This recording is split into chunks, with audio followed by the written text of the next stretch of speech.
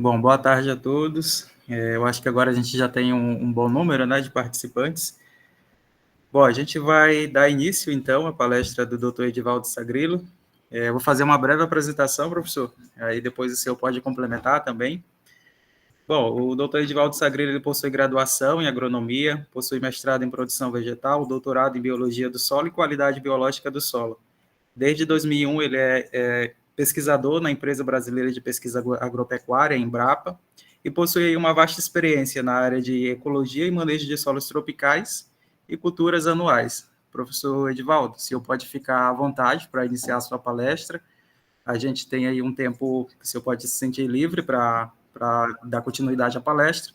E ao final da palestra, os participantes podem fazer perguntas, né, para o professor Edivaldo. Bom, é isso, boa palestra e obrigado pela presença, pessoal. Obrigado, Daniel. Obrigado aí pela participação de todos. Gostaria antes de agradecer o convite, né, de poder falar um pouco com vocês aqui, mostrar um pouco do nosso trabalho. E das informações de modo geral que foram preparadas para essa apresentação. Eu vou fazer o compartilhamento aqui novamente, Daniel.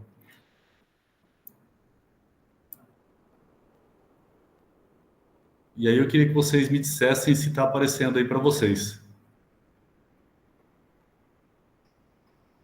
Está aparecendo? Sim, está aparecendo. Certo. Bom, como o Daniel já fez a apresentação aí, né, sou pesquisador da Embrapa Meio Norte aqui em Teresina. Estou aqui desde 2001, passei já um período fora. Dentre esses períodos aí, o meu doutorado que eu fiz na Holanda, lá em Wageningen, e tive a oportunidade de desenvolver alguns trabalhos sempre com foco no manejo do solo, mas especificamente envolvendo aí de forma mais forte a biologia do solo. Então, por isso até vou abordar um pouco essa questão aí ao longo da minha apresentação.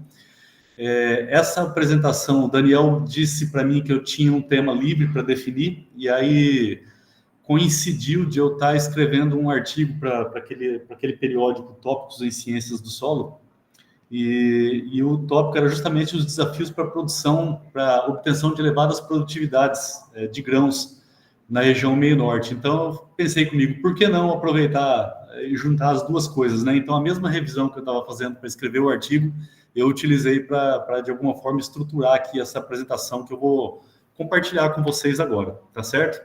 Então, assim, eu vou iniciar fazendo uma contextualização.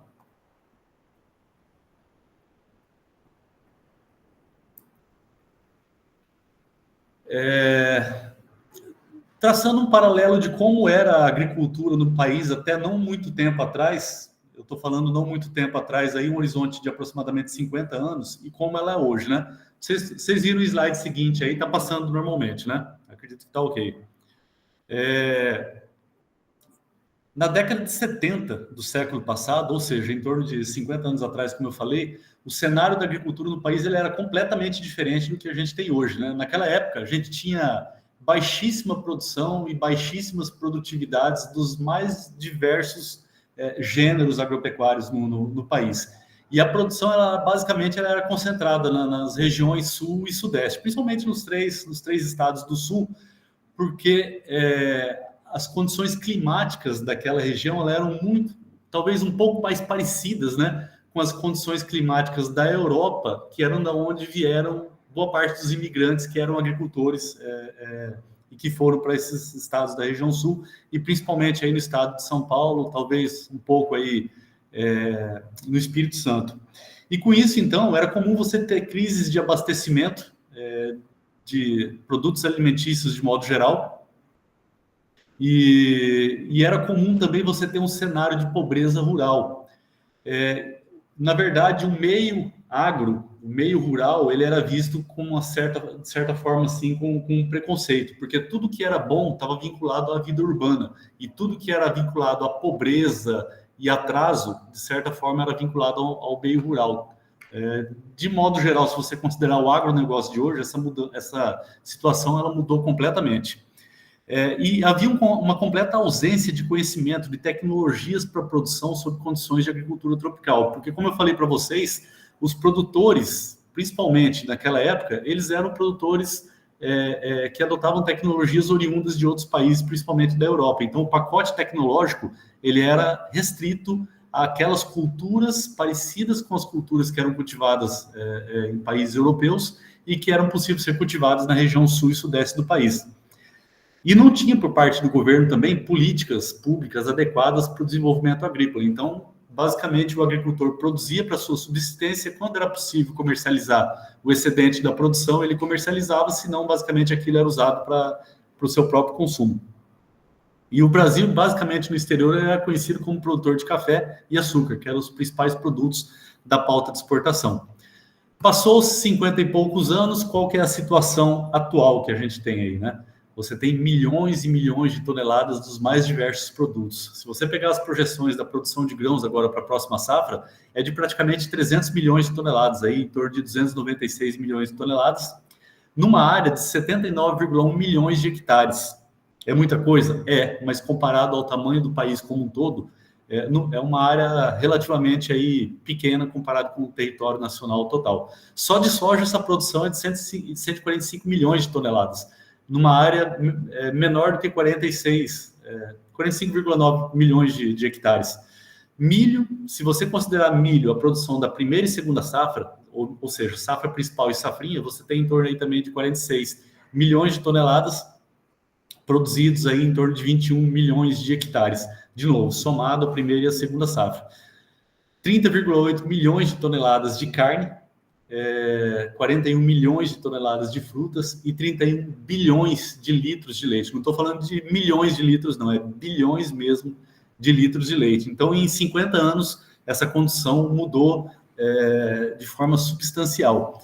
E se você for pegar em termos de exportações do agronegócio, esses dados aí são até 2023, então, de certa forma, ele está um pouco desatualizado, mas você vê uma crescente contínua das exportações, e a partir de 2020 aí um cenário de acréscimo aí do ritmo de exportações por conta de demanda dos países importadores, né? E como o Brasil exporta muito mais do que importa, você tem um saldo comercial também crescente que ajuda sempre a contribuir para a balança comercial do país estar positiva. Então, as exportações do agronegócio, elas são o fiel da balança para você sempre estar no verde aí, em termos de saldo comercial.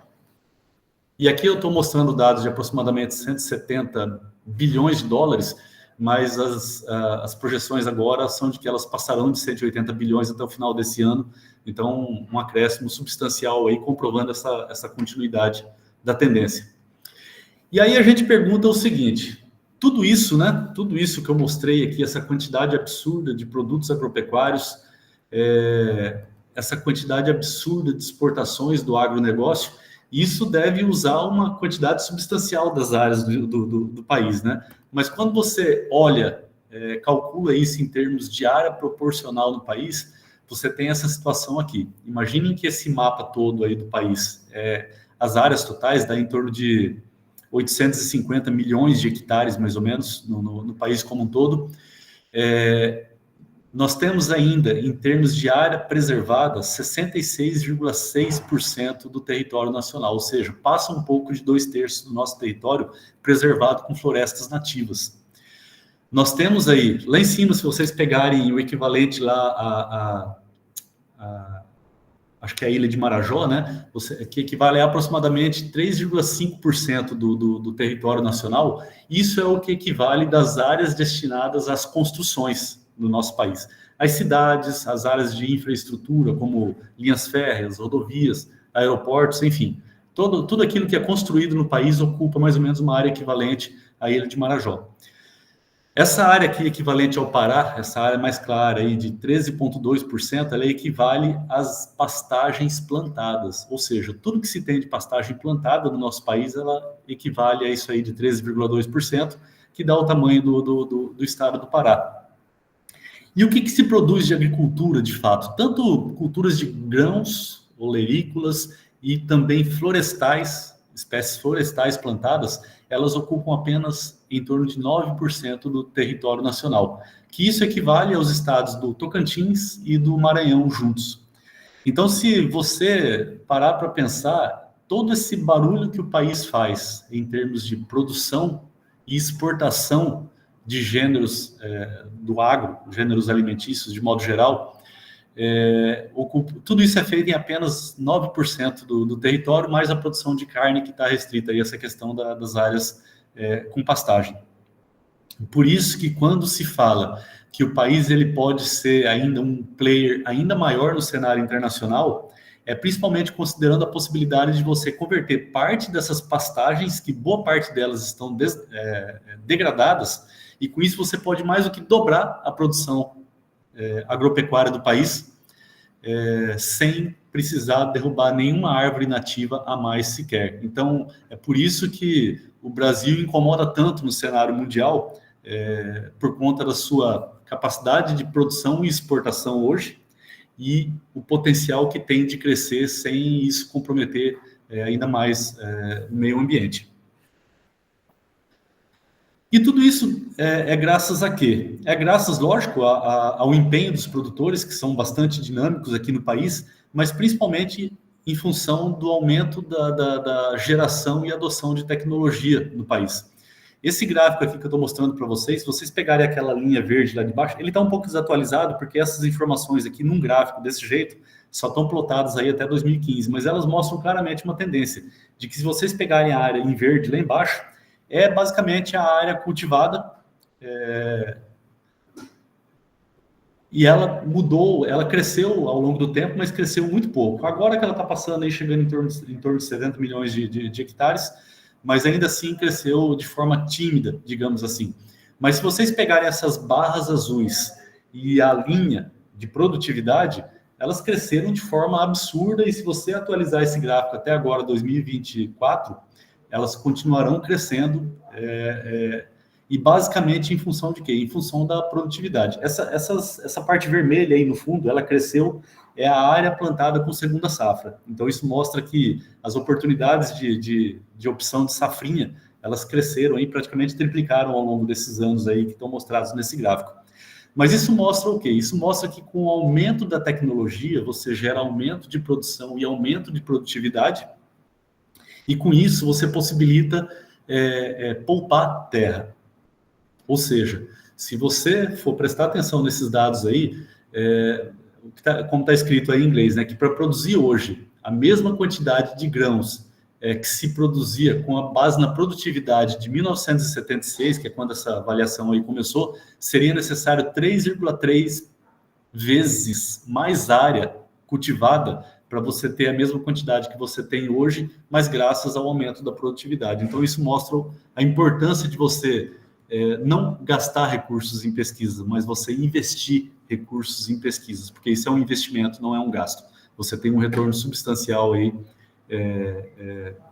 Inclusive tem dados da Embrapa que mostram que para cada real investido na agropecuária, na pesquisa agropecuária, você tem em torno aí de R$11 de retorno em termos de PIB na agropecuária do país. E isso é um cenário nacional, mas o que acontece se você começar a transpor isso para o Cerrado, para uma situação mais regional e para a nossa região aqui? Até, como eu falei para vocês, até a década de 70, a produção ela era concentrada basicamente no sul e sudeste do país. Só que, graças à tecnologia, os cerrados eles passaram a ser incorporados também nesse cenário de produção nacional. E hoje, isso cresceu de forma absurda, tanto é que hoje o cerrado ele responde por aproximadamente, talvez até um pouco mais do que isso, 60% da produção nacional, com em torno de 180 milhões de toneladas de grãos, ou seja, aquele valor lá de 296 milhões de toneladas projetados para o país como um todo, disso tudo, 180 milhões são produzidos só nos cerrados. E você, transpondo mais ainda para a nossa condição aqui, o Mato Piba, ele responde por 12% da produção nacional. Ele está dentro nesse contexto de cerrado. E isso com em torno de 35 milhões de toneladas de grãos. Mas qual que é o diferencial do Mato Piba em relação ao restante dos cerrados e principalmente em relação às outras regiões do país? É que o Mato Piba ela é talvez a última grande fronteira agrícola do país, e ela é uma região que está em franca expansão de cultivo, ou seja, talvez seja a única ou a principal região do país onde ainda há disponibilidade de áreas disponíveis para cultivo. Se você for pegar principalmente aqui na região meio norte, que é o tópico aqui da minha apresentação, o Maranhão ele produz hoje em torno de 3,9 milhões de toneladas, especificamente de soja, né? E isso em 1,3 milhões de hectares. O Piauí produz aí quase a mesma quantidade numa área um pouco menor, porque a produtividade do Piauí tende a ser um pouco maior do que no Maranhão. Só que isso tudo em aproximadamente 2,4 milhões de toneladas. E se você for colocar o potencial de exploração de área efetivamente para produção de grãos em larga escala, principalmente soja, no Maranhão e no Piauí, você pode chegar aí a 5 milhões de hectares. 2 milhões no Maranhão e 3 milhões no Piauí. Então, ou seja, a gente ainda não chegou nem na metade da exploração potencial do Piauí e do Maranhão, logicamente, aí sem levar em consideração as consequências ambientais que isso pode levar. Mas isso aqui seria a área propícia e, digamos assim, legalmente possíveis de serem exploradas nesses dois estados. Só que nem tudo é um mar de rosas, né, pessoal? Tem esse potencial imenso aí, os cerrados hoje representam mais de 60%, principalmente por conta das condições favoráveis de solo, com topografia plana, possibilidade de mecanização e clima favorável, só que também há uma série de desafios para a produção sustentável na região do Mato Piba como um todo, e não é diferente. Quando eu falo Mato Piba, a gente pode, de certa forma, trazer isso para a nossa condição aqui do Piauí e do Maranhão também.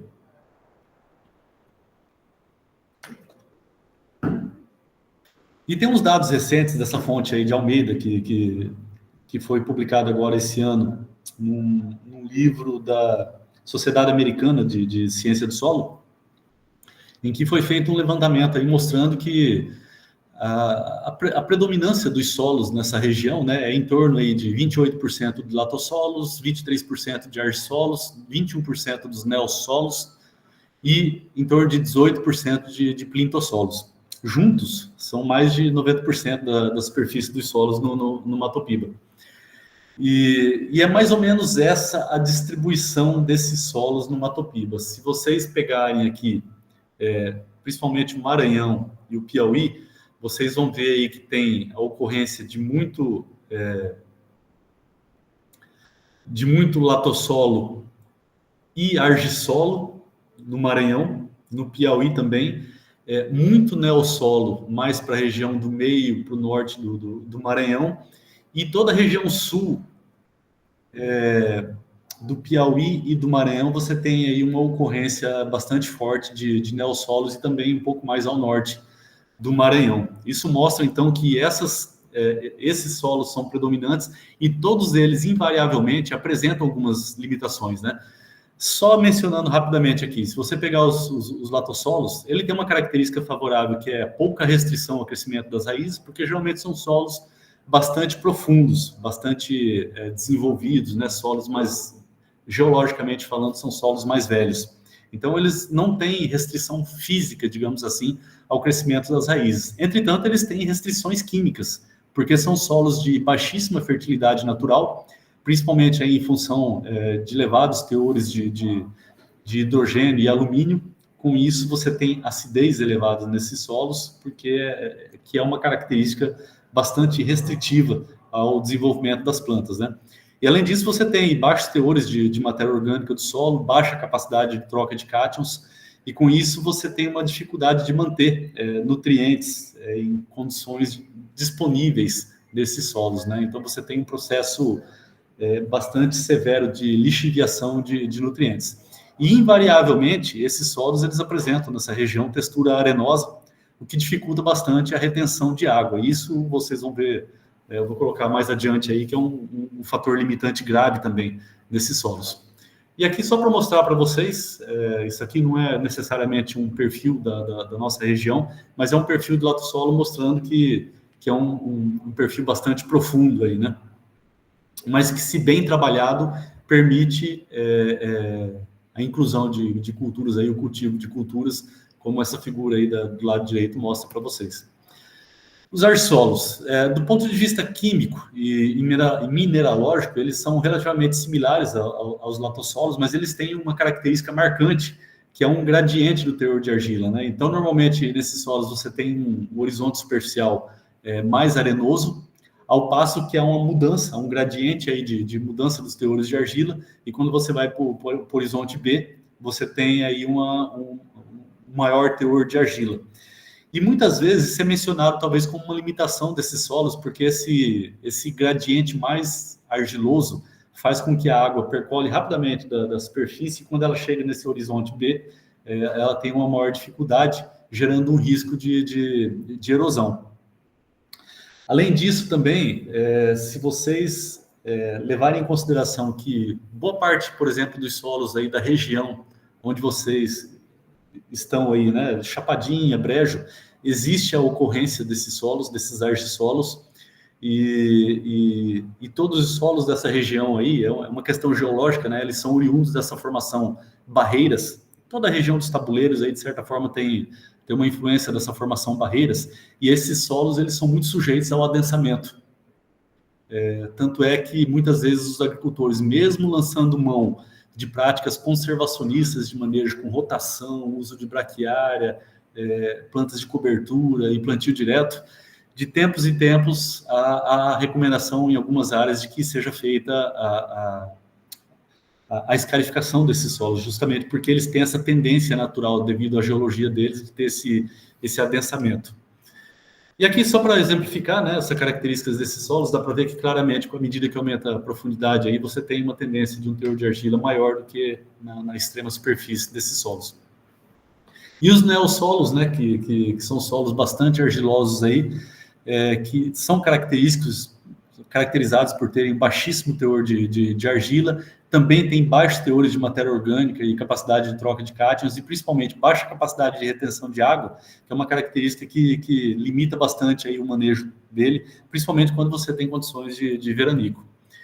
Aqui, só para mostrar para vocês, né, muitos desses solos, muitas vezes quando são neossolos quartzarênicos, aí basicamente areia, e a fertilidade dele é basicamente dependente do acúmulo de matéria orgânica e do manejo de adubação que é feito nele, mas eles são naturalmente muito, muito pobres. E os plintossolos, que são solos também ácidos e pouco férteis, né? E eles têm uma baixa capacidade de retenção de água, principalmente devido à presença de pedras, né? Aquelas formações rochosas, que muitas vezes também dificultam bastante a mecanização.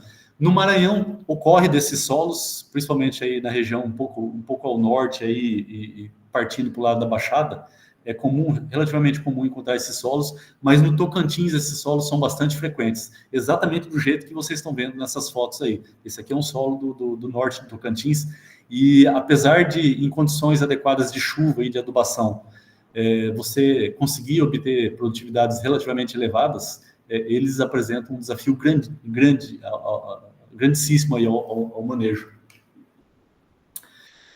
E o clima, como eu disse para vocês, é um aspecto que representa um limitante severo na região, no Piauí e no Maranhão. Talvez no Piauí mais do que no Maranhão, né? Se vocês pegarem esse mapa, vocês vão ver que, partindo do lado do litoral aqui, do Oceano Atlântico, né, ao lado direito, você tem a Caatinga, e aí, que é essa parte mais alaranjada aí, né? Aqui, pegando parte do sul do Piauí e do leste do Maranhão, você tem Cerrado, e aí mais do lado esquerdo você tem a região amazônica. À medida que você migra do lado direito aqui da Caatinga para o lado esquerdo, você tem um gradiente de aumento de chuva, como pode ser visto aqui nesse mapa. Então, lá no sul do Piauí, no extremo sul do Piauí, muito embora os produtores produzam lá, por exemplo, lá na região de Bom Jesus, aquela região de Bom Jesus, ela tem um problema sério com veranicos e com o comprimento da estação chuvosa. E tem uma irregularidade muito grande. E isso pode ser visto nessa figura aqui, que pega justamente essa transição entre essa parte vermelha e a parte amarela, que aí varia aí de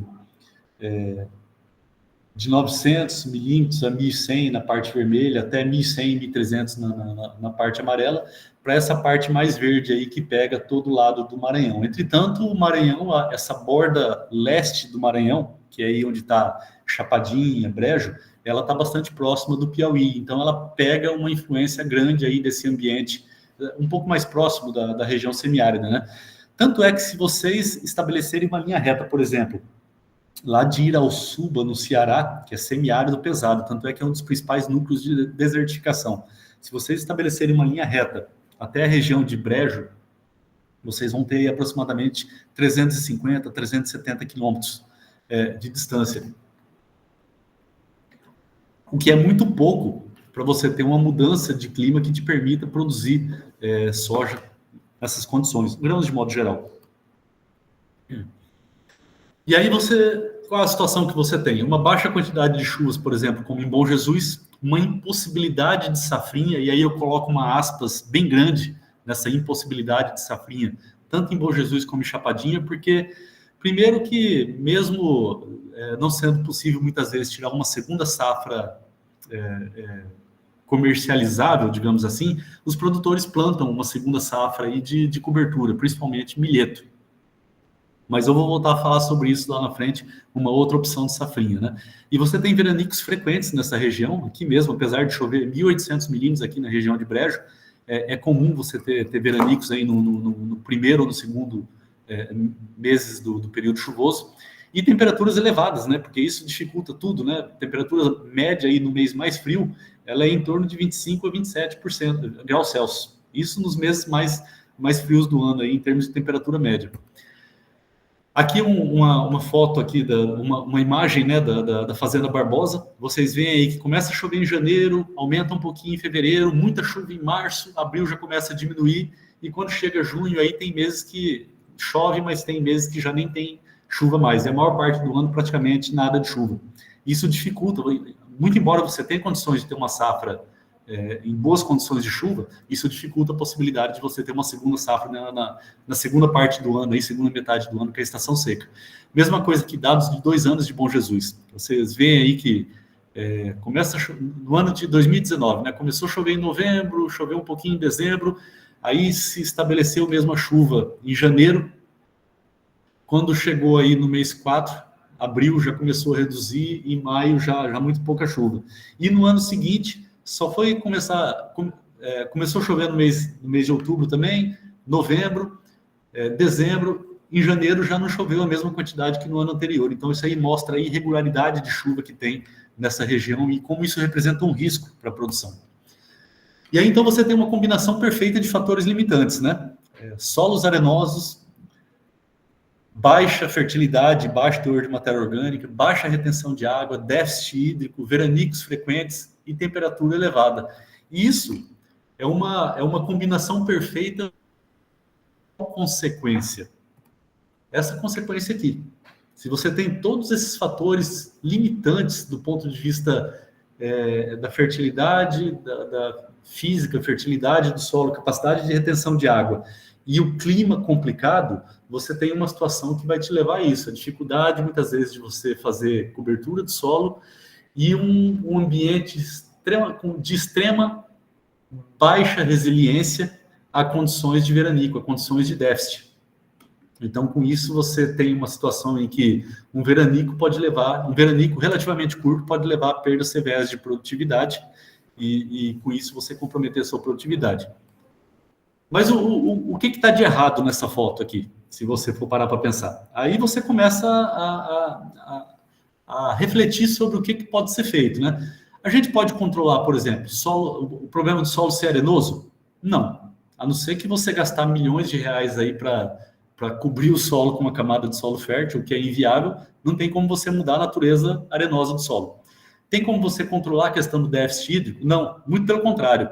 As projeções de climatologistas, aí, de modelos climáticos, dizem que a tendência é de que o que já está ruim vai piorar no futuro. Inclusive, tem trabalhos recentes aí mostrando que no futuro, talvez não tão distante assim, se algumas modelagens se confirmarem, até 60% da área que hoje se cultiva no Mato Piba, ela pode deixar de ser cultivável do ponto de vista da viabilidade financeira por conta do déficit hídrico.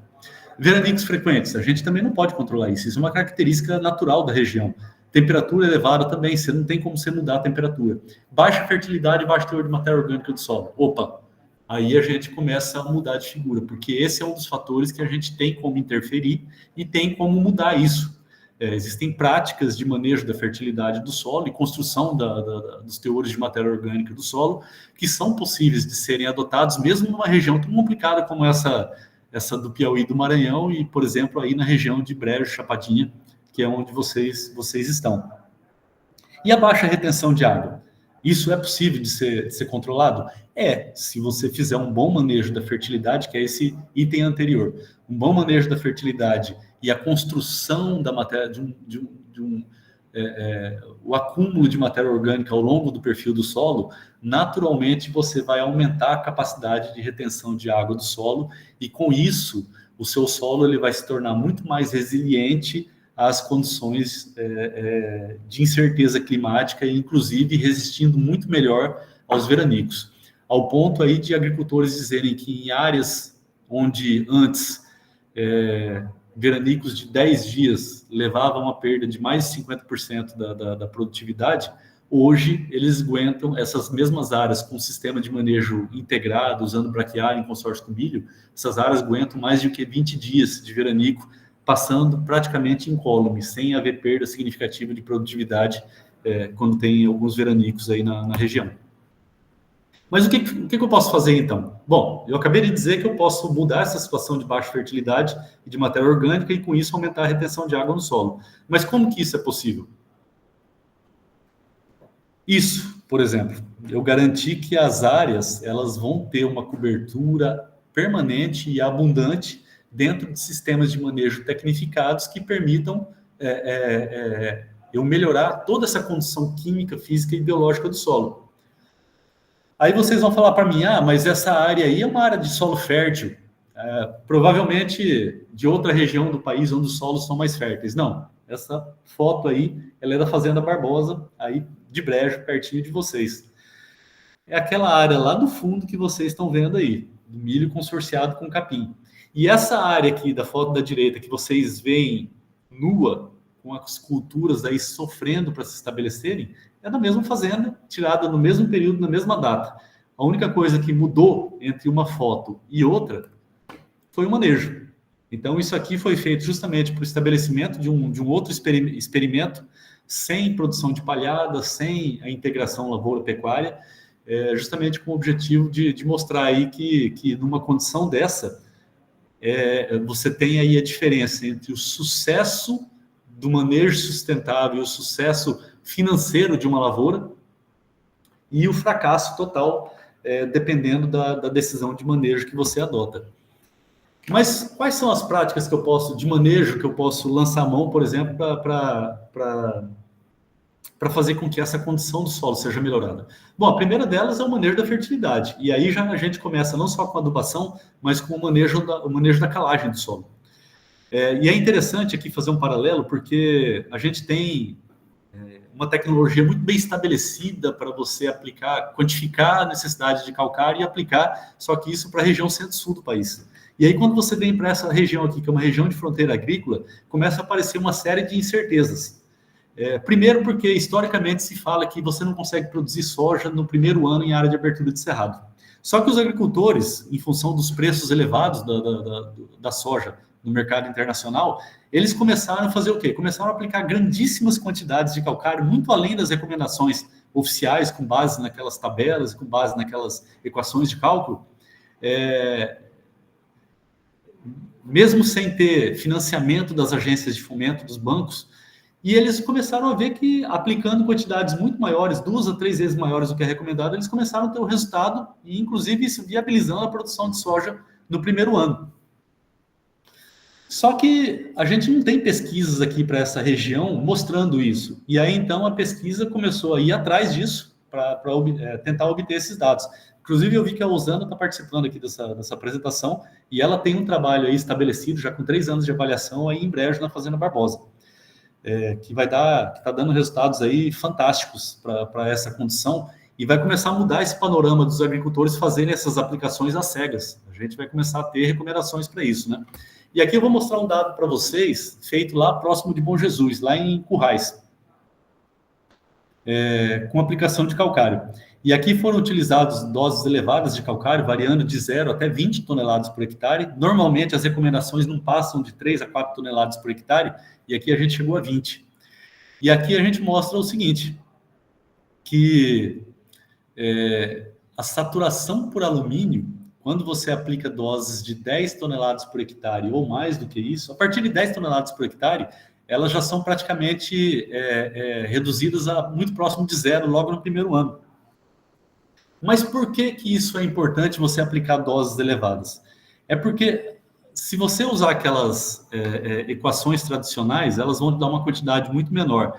Só que aqui tem um fator que não tem nas outras regiões, como, por exemplo, a região sudeste e a região sul do país, que é o fator água. Lá você aplica aquelas quantidades menores e, como chove o ano todo, você tem tempo suficiente para o calcário reagir. Só que aqui nessa região você tem uma estação seca. Quando o agricultor derruba a vegetação para abrir uma nova área, ele faz isso geralmente na época seca e já faz aplicação do calcário também na época seca. E só quando começarem as chuvas é que o calcário começa a reagir. Só que quando começam as chuvas é o início da janela de plantio também. Então não tem tempo de fato para que o calcário reaja totalmente. Então, com isso, os agricultores, as aplicações de elevadas quantidades, tanto feitas pelos agricultores quanto o que está sendo mostrado aí por essa pesquisa, é que você compensa essa falta de tempo para o calcário reagir com maiores doses de calcário. Então, nessa figura da esquerda aí, vocês veem a saturação para alumínio reduzindo até 0, logo no primeiro ano, com 10 toneladas de calcário, e na figura da direita aí, vocês veem a disponibilidade de fósforo, né? Aumentando também até a dose de 10 toneladas por hectare, porque o fósforo ele tem um problema de absorção aí em solos muito ácidos. Só que a partir disso também você começa a ter uma imobilização desse fósforo. Então, mostrando que 10 toneladas por hectare seria o limite para essas condições do sul do Piauí em termos de fertilidade. Mas como que eu traduzo isso em produtividade? Esses aqui são os dados do mesmo experimento, um experimento conduzido aí ao longo de 3 anos. Esse aqui são os dados, de 2 anos, na verdade. E esse aqui são os dados do primeiro ano de produtividade. Assim como as características químicas do solo, a produtividade ela tende a crescer aí até 10 toneladas de calcário por hectare e passa a se estabilizar a partir de então, isso dados do primeiro ano, como eu falei para vocês. Essa tendência ela é mantida a partir do segundo ano, de crescer a produtividade até 10 toneladas por hectare. Então, isso mostra a importância dos trabalhos com calagem para a gente estabelecer para essas condições nossas aqui, de Piauí e Maranhão, doses mais efetivas de calcário. E essas pesquisas ainda, apesar delas estarem inacabadas, como eu falei, tem um ponto aí que a Osana conduz, que é o trabalho de doutorado dela, aí em Brejo. Esse trabalho aqui, que eu estou mostrando para vocês, foi feito lá no sul do Piauí. Tem um outro trabalho também lá no sul do Piauí, com reaplicação em áreas que já foram calcareadas no passado, mas para ver aí a necessidade, a frequência de calagem, né? Com que frequência há necessidade de fazer calagem. E temos um outro ponto também aqui na região centro-norte do Piauí, aqui no Médio Parnaíba Piauiense, em São Gonçalo, e um outro ponto lá em Paragominas, no Pará. Então, aí, isso mostra que a rede de pesquisa ela é bastante grande, bastante difícil de conduzir, porque são muitos experimentos e é bastante desafiador, mas a gente espera aí, ao final ter um panorama um pouco mais claro das demandas por calagem aqui para a nossa região. O outro fator importante para você melhorar as condições do solo, como eu falei, são os sistemas integrados, né? Aqui eu estou mostrando uma foto aqui, que esse é o sistema Barreirão. Digamos assim, ele é o pai dos sistemas integrados, né? Porque toda essa história de você consorciar a braquiária com culturas de grãos, ela começou com o sistema Barreirão, consorciando capim com arroz em áreas de renovação de pastagens degradadas. E assim começou a história dos sistemas integrados, né? E com isso, esse sistema ele foi ganhando corpo e ele migrou hoje para as novas modalidades, né, de sistemas integrados. E aqui eu vou mostrar alguns para vocês. Aqui, por exemplo, a lavoura pecuária, que é o sistema tradicional que eu acho que todo mundo conhece, que é o cultivo consorciado do milho com o capim braquiária. Geralmente é o capim braquiária, né? E aí isso possibilita que haja produção de grande quantidade de palhada que fica no campo durante a estação seca, como essa foto à esquerda aqui embaixo. mas que também possibilita você criar gado na época seca. E aí vocês lembram lá atrás que eu disse que é impossível você fazer safrinha no Piauí e no Maranhão, por exemplo, aí na região de Brejo. E eu disse assim, é impossível fazer safrinha, entre aspas. Essa foto aí com esse gado que vocês estão mostrando, ela é da Fazenda Barbosa aí de Brejo. Então isso aqui mostra, na verdade, uma safrinha não de grãos, mas uma safrinha de boi. E que vai muito bem, obrigado. Se vocês forem hoje lá na Fazenda Barbosa, eles têm gado nos piquetes lá, onde foi produzido milho em consórcio com capim na época chuvosa. E o gado está muito bem, gordo, feliz, e eles tiram uma safra de gado na época seca. Aqui é outra modalidade, que é pecuária floresta, né? Também aí na Fazenda Barbosa, além de você ter a possibilidade de produzir gado de forma sustentável, né? O capim, ele rotacionado, os piquetes rotacionados, eles produzem o ano todo, melhoram demais as condições de fertilidade do solo, como eu vou mostrar para vocês lá na frente. E para o gado é excelente porque promove aí o bem-estar animal, né? Se vocês forem verem essa foto aí, eu tirei ela num dia extremamente quente e o gado estava todo do lado da sombra do eucalipto, porque isso ajuda eles a manterem a condição corporal favorável. Aqui é a Lavoura Floresta, que também é um sistema lá da Fazenda Barbosa. Ele é viável, entretanto, a partir do 3º, 4º ano, o eucalipto começa a promover um sombreamento e aí reduz a produtividade da soja, próximo aí às faces norte e sul do eucalipto. Entretanto, você pode, a partir do 4º ano, se quiser, entrar com componente animal, aí, com pastagem, e aí você não tem essa limitação por conta do sombreamento que ele causa nas culturas. Só que a partir do 7º ano, você já pode começar a fazer a colheita do eucalipto e reiniciar, né? Resetar o sistema e começar do zero novamente. E aqui só uma figura conceitual mostrando uma outra modalidade aí, que é lavoura, pecuária, floresta, né? Que você consegue incluir tudo aí no tempo e no espaço dentro de uma mesma área. E esses sistemas integrados, eles de modo geral, eles então se sobrepõem àquelas limitações que eu coloquei para vocês lá no início, né? Você pode promover cobertura permanente do solo, sistema radicular agressivo e que incorpora muita matéria orgânica na subsuperfície, tanto é que a braquiária ela produz a mesma quantidade de biomassa que ela produz acima do solo, ela produz abaixo do solo também. E essa biomassa nas raízes, ela está incorporada num ambiente muito menos sujeito a distúrbio. Com isso, ela tem capacidade de fixar mais matéria orgânica do solo e, com isso, sequestrar mais carbono. Promove uma melhoria da qualidade física do solo, viabiliza o plantio direto por conta da palhada, cobertura permanente no solo, que é um dos critérios para você que define, né, o sistema de plantio direto. Você protege o solo contra erosão eólica e hídrica. Isso parece distante da nossa realidade, mas há 3 semanas eu tive lá em Bom Jesus e seco demais, vento demais. Quando você passava por uma propriedade lá na Transcerrados, que o solo estava descoberto, você via aquela nuvem de poeira e dunas, acreditem só, dunas de areia se formando próximo da rodovia. Ao passo que nas fazendas do lado, onde tinha braquiária plantada, você não via aquela poeira e você via que o solo estava ali protegido, né? E melhora as condições químicas sobremaneira do solo, aumenta a atividade biológica e a biodiversidade e os estoques de carbono, e com isso você tem aí uma intensificação produtiva, porque numa área onde você só tinha possibilidade de produzir grão na época chuvosa, você passa a ter também palhada na época seca e a possibilidade de você engordar o boi nessa época. Com isso, você aumentando sua produtividade e aumentando principalmente a lucratividade e rentabilidade das lavouras, mantendo a conservação do meio ambiente. E aqui eu mostro alguns dados para vocês, especificamente aí de matéria orgânica do solo. Esses dados eles foram apresentados na semana passada pela colega Daiane, que desenvolveu o trabalho de tese dela, também aí na Fazenda Barbosa. E aí eu já aproveitei para pegar esses dados dela, como já está publicada a tese, né, para mostrar esses dados para vocês aí. Aqui na figura do lado esquerdo são os teores de matéria orgânica no solo. De modo geral, aí, os maiores teores no sistema de integração pecuária-floresta e soja sob plantio direto. E os estoques também seguiram essa mesma tendência. Vocês veem na figura da direita que em todas as camadas do solo, em todas as profundidades, aí até 1 metro de profundidade, você tem tanto teores quanto estoques de carbono maiores no sistema de integração pecuária-floresta e no sistema soja sob plantio direto. Valores intermediários, tanto no lavoura-pecuária quanto no lavoura-floresta, só que mesmo sendo valores intermediários, são valores significativamente maiores do que no cerrado nativo.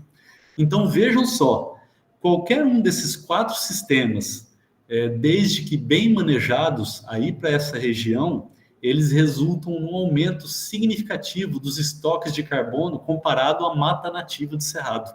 Isso é uma informação preciosíssima, porque muito embora a gente está removendo o cerrado e nada substitui, digamos, essa redução da biodiversidade, mas um dos aspectos principais, que é a questão das emissões de CO2 hoje, que estão resultando nesse problema todo aí de mudanças climáticas que estão afetando a todos, esses sistemas são capazes de estocar mais carbono do que nos sistemas naturais de cerrado da região.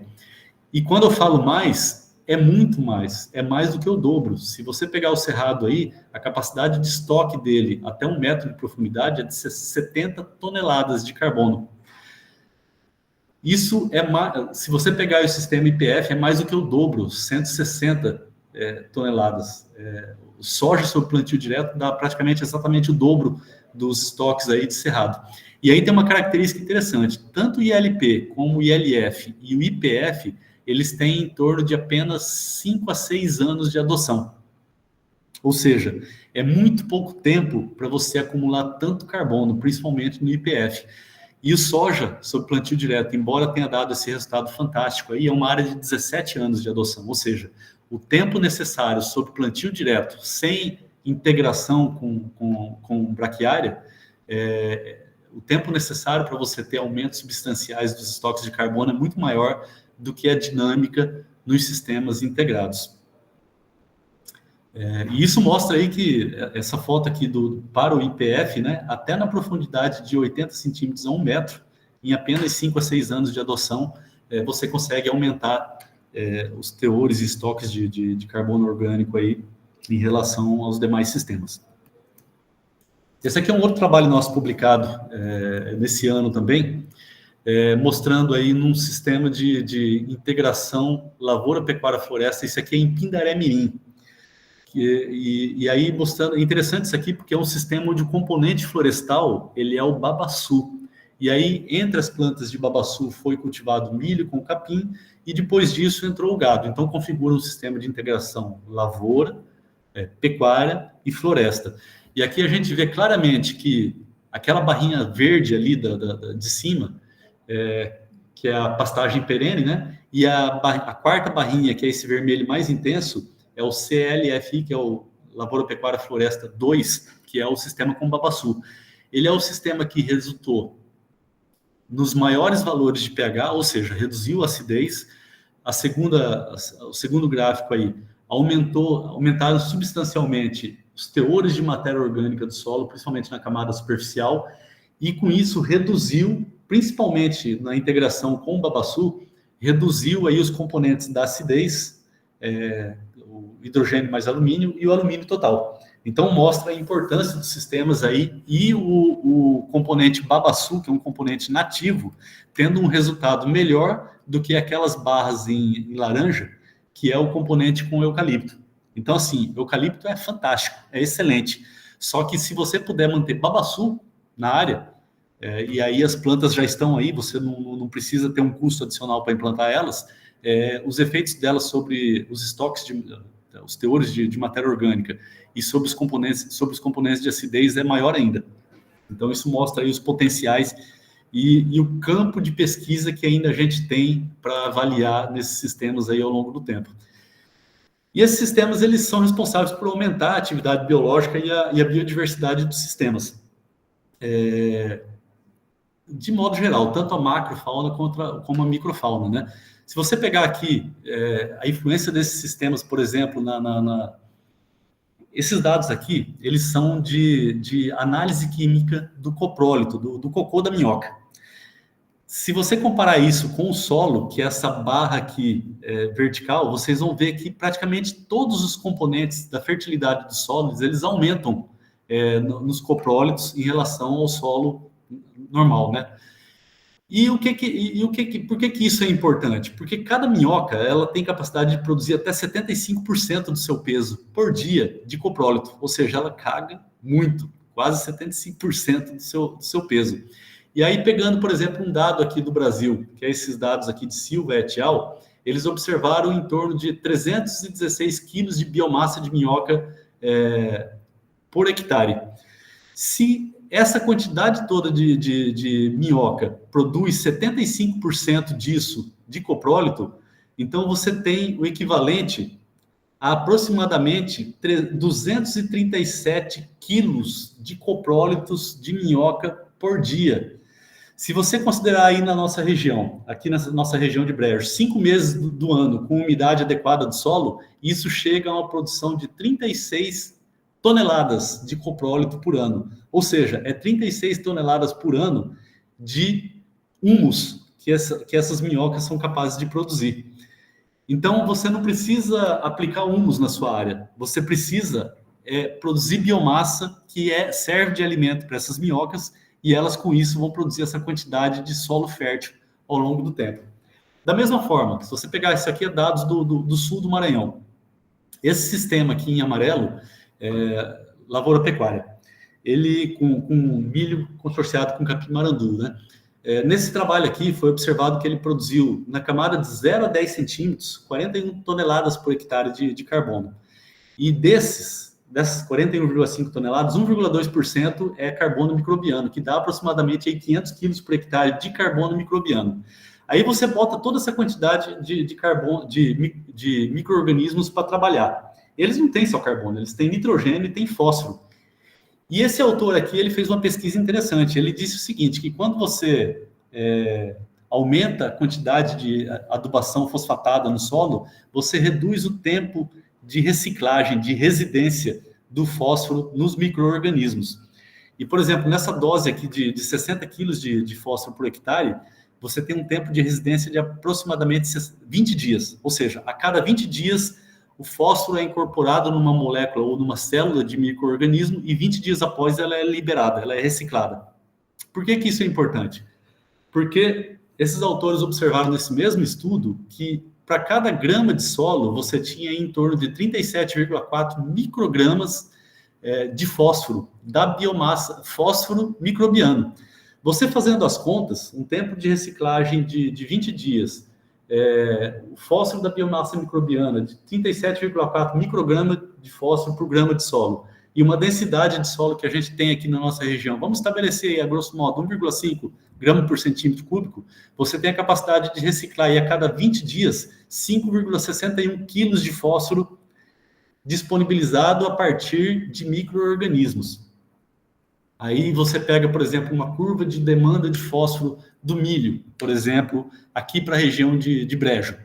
Você tem aí que até os 57 dias, que é a fase onde você começa a ter a formação de grãos e uma maior demanda de fósforo, você tem em torno de quase 16 quilos de fósforo disponibilizados só pela atividade biológica, só pela reciclagem da atividade biológica, fora a fertilização que você aplica. Então, isso mostra a importância da manutenção e do aumento da atividade biológica. Eu vou correr aqui, pessoal, para essa parte final, porque a gente já está bastante adiantado aqui. Estou dando, acho que, uns 50 minutos de apresentação, e eu pretendo terminar aqui mais ou menos com 55, no máximo 1 hora. Aqui dados de produtividade, então, de biomassa para o sul do Piauí, lá em Bom Jesus, nessa fazenda Vô Desidério, né? Essa primeira barra em azul aqui é a produtividade de milho, de grãos de milho solteiro. E aí você fala, mas quando eu consorciar com as culturas, com as gramíneas forrageiras, né, vai ter redução da produtividade de milho. Não, esses dados mostrou que você não reduz a produtividade de milho e ainda você tem o adicional aí da produção de biomassa, que são essas barras em vermelho. Então, isso, novamente, você consorciando milho com capim, e fazendo o manejo adequado, aí tem práticas de manejo para isso, você não reduz a produtividade do milho. Até aumenta, em alguns casos, aí, se o manejo for bem feito, mas você tem ainda o adicional da produção de biomassa. E o que isso significa em termos de produção de grãos? Esse aqui é o dado da mesma fazenda, na safra 2017-18, a produtividade da soja naquelas mesmas áreas. Então, quando você consorciou, quando você plantou um milho em cultivo solteiro, essa barra em vermelho, e depois você plantou a soja, a menor produtividade foi exatamente onde tinha sido cultivado o milho solteiro. Mas quando você consorciou o milho com as gramíneas, vocês estão vendo aí que para essas diversas espécies, você teve uma média de 18% de aumento na produtividade de grãos de soja no ano seguinte. E se eu fizer isso, avaliar isso durante 2 anos de soja? Mesma forma, nas áreas onde a soja foi cultivada por 2 anos, nas mesmas áreas onde antes tinha sido cultivado milho com capim, o aumento cumulativo nos 2 anos da produtividade de grãos foi de 15%, em relação a essa barra em vermelho aí, que era onde tinha sido cultivado o milho solteiro. Mesma coisa aqui na Fazenda Barbosa. Isso aqui dados de produção do capim em vermelho e o azul do milho. O milho solteiro aqui no lado direito não reduziu a produtividade do milho quando você consorciou com os capins, e ainda você teve a produção aí de biomassa dos capins, que é essas barras em vermelho. E como é que foi a produtividade? Para essa região aqui, de Brejo, Chapadinha, aumento de 30% na produtividade da soja cultivada no ano seguinte, em cima do milho consorciado com as gramíneas. Então, mostra aí a importância dessa forma de manejo nesses sistemas. Ah, mas e se eu não quiser cultivar milho em consórcio com o capim? Se eu quiser produzir capim depois da colheita de soja? Esses dados aqui mostram a sobressemeadura, foi feita sobressemeadura de capim depois da colheita da soja, e ainda houve um pouquinho de chuva aí para o capim se desenvolver, tanto o capim quanto algumas espécies leguminosas, né, para se desenvolverem depois da soja. E olha como é que foi isso em termos da produção da soja na safra seguinte. Uma média de aumento de 14% na produtividade. Quando se cultivou gramíneas, esse aumento foi de 17%, e quando se cultivou leguminosas, o aumento foi de 9%. Então, isso mostra que mesmo se você fizer sobressemeadura, talvez você não vai ter no ano seguinte um aumento de 30%, como a gente observou aí com o cultivo da soja após o consórcio do milho com capim. Mas mesmo assim, você tem um aumento substancial, dados também aí de Brejo, mostrando a importância de inserir a cobertura morta, plantas de cobertura, rotação, sobressemeadura e, principalmente, se possível, a adoção dos sistemas integrados. Isso mostra, pessoal, que não tem outra alternativa para a gente reverter aquela condição de desafios que são impostos para a nossa região, tanto climáticos quanto de solo, né? Uma vez que você faz o manejo adequado com a intensificação produtiva, você torna os ambientes mais complexos, as sequências de culturas e combinações de culturas mais complexas. Com isso, o resultado inevitavelmente vai ser um aumento da produção e um aumento da sustentabilidade do ambiente. Então, a mensagem é essa, que o manejo da fertilidade do solo é causa e consequência. Você melhora a fertilidade do solo, você aumenta a produção biológica, a produção de biomassa, e isso tem um efeito feedback para manter a sustentabilidade produtiva, né? A intensificação produtiva permite o uso de solo o ano todo, cobertura permanente do solo, isso é condição indispensável para você ter proteção e ativação biológica do solo, resultando aí no acúmulo de matéria orgânica do solo, e com isso, então, esses sistemas integrados complexos, eles são sinônimos de sustentabilidade produtiva. Tá certo? Com isso, então, pessoal, eu encerro aqui a minha apresentação e fico à disposição de vocês aí para quem tiver dúvidas, fiquem à vontade.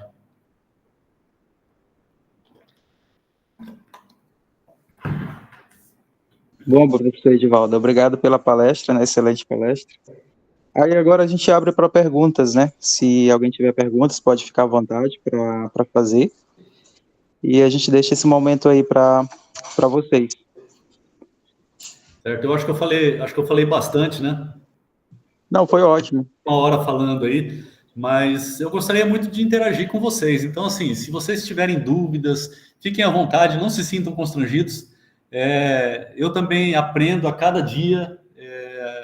A gente tem uma equipe grande que trabalha com a gente aí, como eu disse, a Rosana tá aqui, o Fernando está aqui também, e, e esse pessoal costuma obter resultados excelentes e a gente com isso vai discutindo e vai aprimorando nosso próprio conhecimento também. E a cada vez que uma informação nova é gerada, a gente vai se surpreendendo aí com a qualidade das informações e com a importância desses sistemas integrados que a gente conduz aqui na região. Então, sintam-se à vontade aí para perguntar e para esclarecer qualquer dúvida que possa surgir.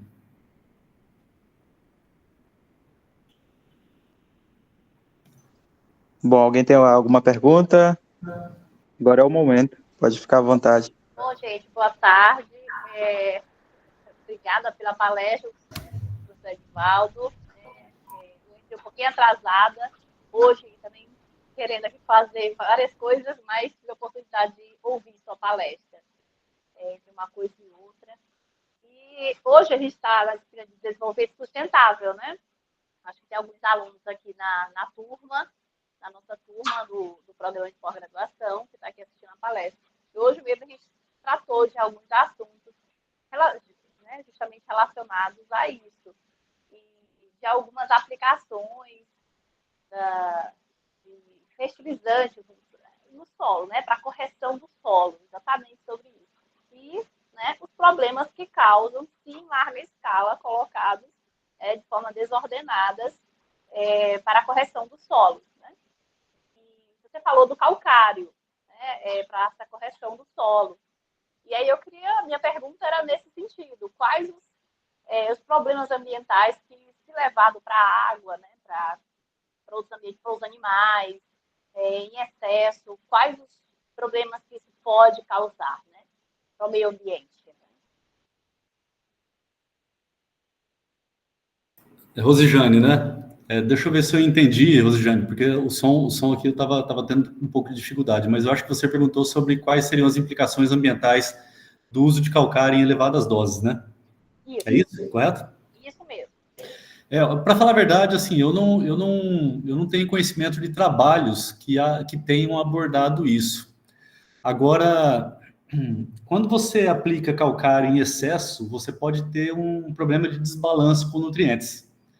E aí você pode tanto complexar quanto aumentar a lixiviação de alguns nutrientes e com isso fazer com que talvez haja uma perda maior para a subsuperfície. Entretanto, eu estou falando isso para você sem conhecimento com base na literatura, porque até é interessante, eu vou dar uma procurada nisso. Que eu não tenho assim recordação de ter visto algum trabalho que tenha avaliado de fato o impacto disso, por exemplo, para os lençóis freáticos, e se isso pode levar a um maior carreamento de nutrientes para os cursos d'água, os rios. E se isso acontecer, muito provavelmente pode ocorrer um processo de eutrofização das águas, né? E aí a gente sabe que isso é um problema ambiental sério. Mas eu não tenho conhecimento de até que ponto isso possa estar sendo causado. É lógico que sempre que você faz, como os agricultores estão fazendo por conta própria, né, calagens elevadas sem estarem amparados em dados de pesquisa, você pode ter consequências negativas do ponto de vista ambiental. Por exemplo, eles fazem isso sem saber quais são os efeitos negativos para o solo. Isso pode estar gerando um desbalanço de cátions, pode estar gerando aí uma maior absorção ou perda de alguma forma desses nutrientes. Mas a gente tem tentado incluir essas avaliações nos nossos trabalhos e até o momento, como eu mostrei para vocês aí, para algumas circunstâncias, você colocando até 10 toneladas por hectare, que é muito além do que se usa na região centro-sul do país, não tem sido observado esse tipo de problema.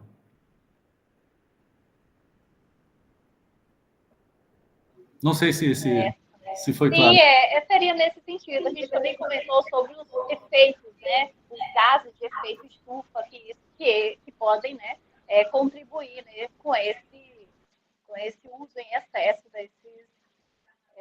do NPK, por exemplo, né? E aí eu fiquei mais curiosa quanto ao calcário, mas realmente é uma coisa a gente investigar, né? Estamos aí, é um campo aberto a pesquisa para entender quais seriam os efeitos, né? Não sei se tem legislação, que com certeza tem, né? Para impedir que isso chegue ao lençol freático, cause no meio ambiente problemas. É interessante você colocar essa reflexão, né? Porque, assim, quando eu coloco lá calagem, não é algo para ser feito isoladamente. Ninguém faz só calagem, né? Você faz a calagem, mas você faz adubação. Por pior que o agricultor seja, ele, além da calagem, ele vai fazer adubação também. Porque a calagem é para criar as condições no perfil do solo aí para melhorar e ser possível, então, você fazer com que os adubos sejam, os fertilizantes sejam melhor aproveitados pelas plantas. Só que a nossa luta constante junto aos produtores é fazer com que eles não se restringam só à calagem e à adubação. É que você faça também um manejo de cobertura vegetal, o manejo da rotação de culturas, e sempre que possível, a gente estimula a adoção dos sistemas integrados. Assim, para minha feliz surpresa, como eu falei, há 3 semanas eu passei lá pela Transcerrados, lá no sul do Piauí, e a maioria dos produtores já estão, mesmo nessa época seca, os solos estão cobertos por braquiária. E o interessante é que a braquiária, ela, uma vez que o agricultor ele faz a calagem, a adubação adequadamente ao longo do tempo, e principalmente eles usam gesso, eles fazem uma correção do perfil, a correção do solo ao longo do perfil, até maiores profundidades. Então, se você corrige o perfil em maiores profundidades, e principalmente se você, através da aplicação do gesso, você consegue levar cálcio e magnésio em maior profundidade, você causa também um estímulo ao crescimento das raízes de plantas agressivas, como a braquiária, por exemplo, até essas profundidades. E com isso, essas plantas elas conseguem se manter vivas mesmo nessa época seca. E aí o interessante é que se você tem uma planta de braquiária agora na época seca, por exemplo, tanto lá no sul do Piauí, quanto aqui em Brejo, na Fazenda Barbosa, em qualquer lugar onde eles adotam essas práticas de manejo. Se você tem uma planta viva com sistema radicular a 1 metro, 2, 3, e ela cresce até 2, 3 metros, acredite, você tem uma planta absorvendo nutrientes o tempo todo. Esse sistema radicular está explorando esse perfil do solo e absorvendo nutrientes o tempo todo. Então, mesmo que de certa forma você aplicando quantidades maiores ou um pouco excessivas de calcário, você cause aí um desbalanço de cátions, quando você adota o pacote todo tecnológico que a gente recomenda como um pacote sustentável de integração lavoura-pecuária, por exemplo, com a braquiária, você está prevenindo que esses nutrientes sejam perdidos para o lençol freático, porque as raízes estão ativas. Uma vez que a braquiária cresce até 1, 2, 3 metros de profundidade, mesmo na época seca, ela consegue buscar água nas camadas mais profundas. E essa é a razão pela qual ela continua viva o ano inteiro. Se você for em qualquer área, na Fazenda Barbosa, por exemplo, hoje você vai ver que a braquiária lá, o gado está pastejando e o capim está vivo, está seco. Aliás, está verde. A primeira chuva que der lá vai verdejar e voltar a crescer rapidamente. E esse capim está lá prevenindo que esses nutrientes sejam perdidos. Então, assim, por mais que possa parecer contraditório, né? Vou aumentar a intensificação produtiva naquela área. À medida que você faz uma intensificação inteligente, você está prevenindo que você perca nutrientes para o lençol freático. Na verdade, você está melhorando a sustentabilidade do ambiente produtivo. E com isso, aumentando a quantidade de grão ou carne produzida com base numa mesma quantidade, por exemplo, de carbono emitido.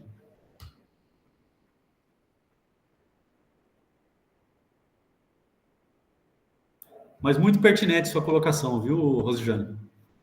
Obrigada. Eu gostei bastante da explanação.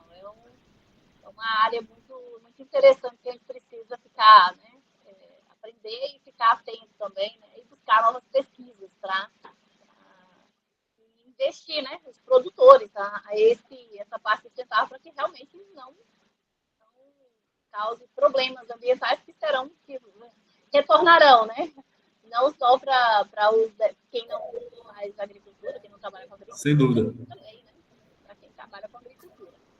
Obrigada pela palestra, foi muito boa, excelente.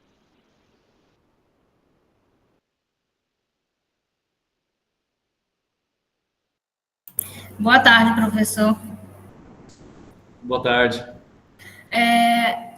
Trazendo um pouco dessa abordagem, né, que foi tratada durante a sua apresentação sobre a importância das plantas de cobertura para os manejos agrícolas, assim, durante esses anos de estudo, a Embrapa traz alguma espécie de planta de cobertura que seja mais ideal aqui para a microrregião de Chapadinha, para os solos da região. Foi muito falado sobre a braquiária, então pode-se inferir que a braquiária, por ter esse potencial, né, de produção de biomassa tanto acima quanto abaixo do solo, ela seria uma planta de cobertura com maior potencial aqui para a região. É interessante que vocês devem se lembrar lá quando eu botei aquele slide do sistema Barreirão, que foi quando começou essa história de sistemas integrados, né? E depois migrou para o sistema Santa Fé, que é o sistema lavoura-pecuária tradicional que a gente conhece hoje, que é o milho consorciado com capim. E todos esses trabalhos pioneiros, esses primeiros trabalhos, eles foram feitos com a braquiária rosuziensis.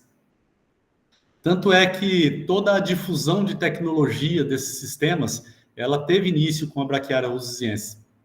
Só que a gente começou a observar que em algumas regiões, outros produtores começaram a usar outros tipos de capim.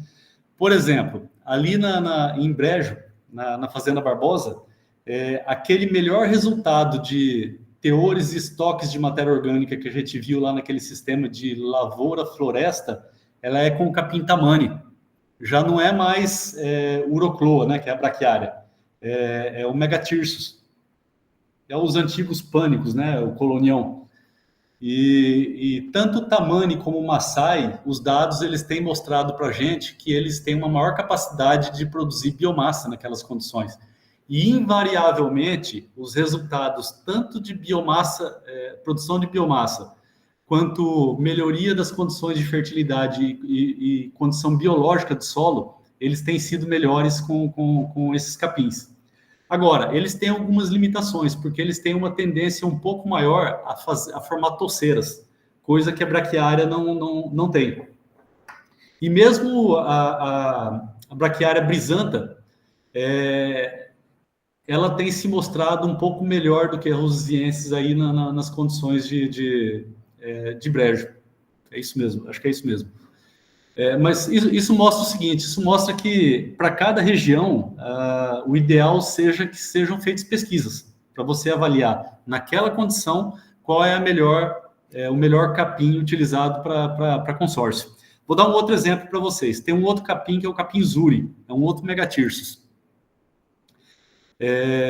Lá em Bom Jesus, ela produziu mais do que o dobro da quantidade de biomassa do que qualquer outro dos capins. É o capim zuri. E o produtor, ele não teve grandes problemas lá para dessecar esse capim e plantar soja em seguida. Só que aqui em Brejo, se você for perguntar para o Fernando lá da Fazenda Barbosa, ele não quer nem saber da zuri, porque ele teve um problema danado, que ele aplicou o herbicida e não conseguiu matar a zuri. E aí, com medo dele empraguejar a área dele, né? Ele não quer nem saber desse capim, mas não tem outro capim conhecido capaz de produzir mais biomassa, mais cobertura e mais proteção para o solo. Só que ele tem essas limitações, ele é um capim bastante agressivo. Então, isso mostra o quê? Isso mostra que para cada região você tem que fazer avaliações específicas para definir qual que é o melhor capim. Na dúvida, a braquiária rosuziensis ela vai melhorar o seu sistema em qualquer lugar, mas há capins melhores em determinadas condições do que a braquiária rosuziensis. E a marandu, professor? É a marandu. Pois é, a marandu aqui na região de Brejo é o que o pessoal utiliza com mais frequência, porque ela se mostrou mais resistente e com maior capacidade de produzir biomassa do que a rosuziensis. É aquilo que eu te falei dessa diferença regional. Certo. Muito obrigada.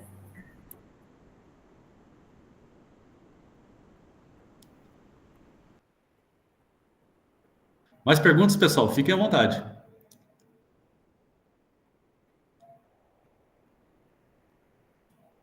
Eu sei que eu falei bastante, né? O pessoal já deve estar cansado aí, quase 6 horas.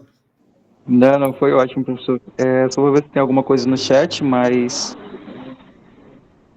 Bom, deixa eu só ver. Eu acho que tá ok. Tem uma pergunta no chat, eu não sei se o senhor conseguiu ver. Deixa eu ver. Parabéns.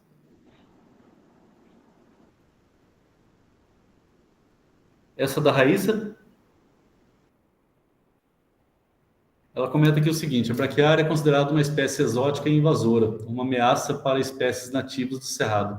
Como a Embrapa controla, quais métodos são incentivados para evitar o escape dessa espécie nas áreas de Cerrado? Isso realmente pode representar um risco. Na prática, a gente não tem visto, pelo menos nas áreas onde a gente trabalha, um processo de invasão na área nativa de Cerrado. Tanto porque o Cerrado ele já tem os seus capins nativos que cobrem a área na época da chuva e que são capins bastante resistentes, por exemplo, a processos de queima, que ainda, infelizmente, ainda não, né? Que infelizmente ocorrem de forma bastante ampla, né, na região. Aqui mesmo na região de Brejo, Chapadinha, é comum você ter queimadas do Cerrado, só que nessas condições, o que a gente tem visto é que os capins nativos eles têm uma capacidade de recuperação muito maior e mais rápida do que a braquiária. Apesar da braquiária ser extremamente bem adaptada, e se você não tomar cuidado, ela realmente invadir algumas áreas, o risco dela invadir áreas de cultivos agrícolas, eu diria que é maior do que o risco dela invadir áreas de cerrado nativo por conta dessa característica mais agressiva ou melhor adaptada dos capins nativos. E nas áreas de produção agrícola, ela vai invadir se o agricultor não fizer um manejo adequado. E aí tem todo um conjunto de técnicas, tanto para controlar o crescimento dela no milho durante o consórcio, e principalmente para controlar ela a partir de herbicidas antes do plantio da soja. Então, assim, ela não tem sido um problema grave em termos de invasão de áreas. Pelo menos isso nas áreas que a gente acompanha, né? Mas eu acho que é uma preocupação pertinente, é algo que a gente tem que ter em mente. E vai ao encontro justamente do que eu acabei de falar do capinzuri, né? Porque em algumas regiões, como aqui em Brejo, o agricultor não conseguiu controlar ela. Por sorte, ela estava restrita a áreas de experimento. Não estava distribuída em toda a área do agricultor. E nessas áreas, mesmo indo lá com o enxadão, ele conseguiu acabar com ela. Então, isso mostra realmente a importância e a preocupação que a gente tem de avaliar para cada condição, para cada ambiente, fazer essa avaliação e tentar minimizar qualquer dano que possa, porventura, aí acontecer.